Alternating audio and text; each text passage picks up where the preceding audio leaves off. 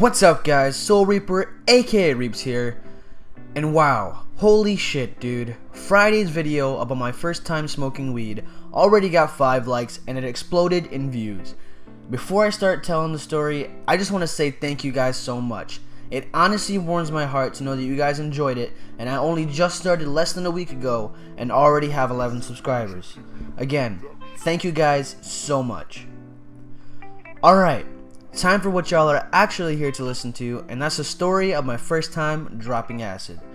This story is probably one of the most fun stories I have to tell for this series because it involves one of the most psychoactive substances known to man next to DMT, as well as the fact that the beginner dose for acid is about 100 milligrams for an average person, and my deep thinking dumbass didn't get the effects I was wanting to get, so I dropped 2 more tabs. Yeah, I know I'm an idiot. But the amount that is considered for an overdose isn't even close to what I took. The amount is much greater, over in the 1,000 range if I'm not mistaken. Now my first time taking it, I just took it for fun. I didn't really go into it to find an answer to a question until the second time I took it. But honestly, I wouldn't even be able to explain that trip to you guys even if I wrote a book on it. And so the story begins. It starts off a little over 3 years after I smoked weed for the first time. This day was actually quite a nice summer day. It had the perfect breeze and it wasn't too hot, so it was a perfect day to go skate.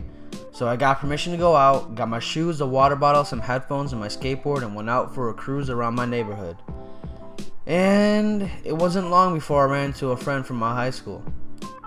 "Yo Reaps, come here real quick." So I dragged my foot on the ground till I came to a full stop and popped the board up, grabbed it, and walked over to say what's up.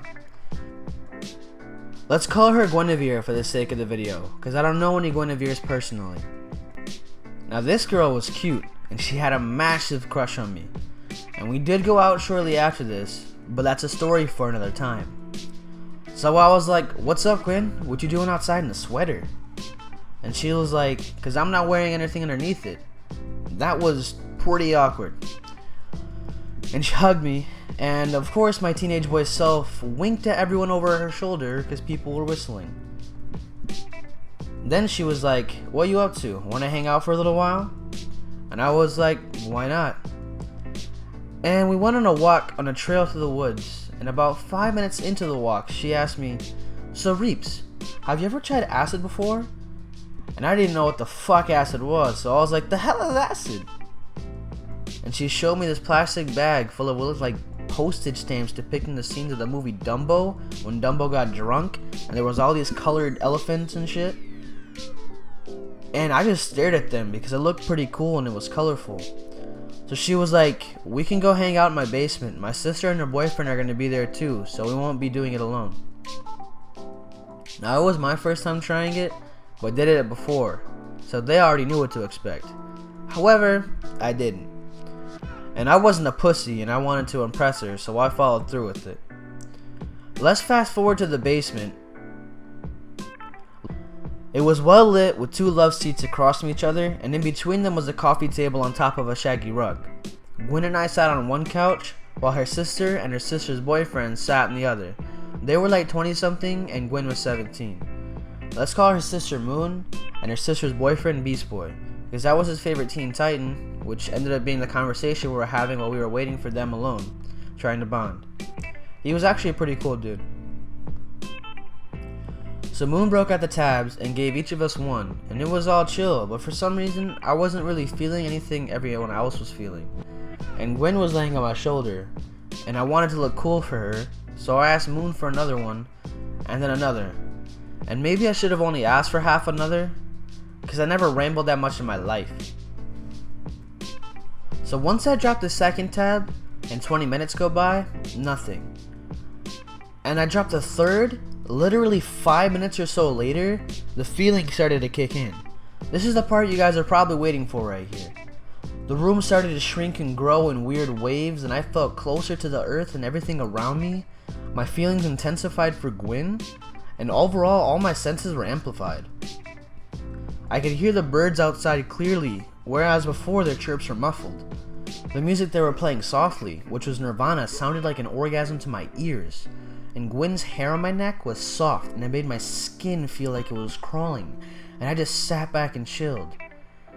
But as I was starting to relax, my mind started throwing up all these questions and shit, and one of them in particular set my brain on overclock, and that was the question of if aliens exist.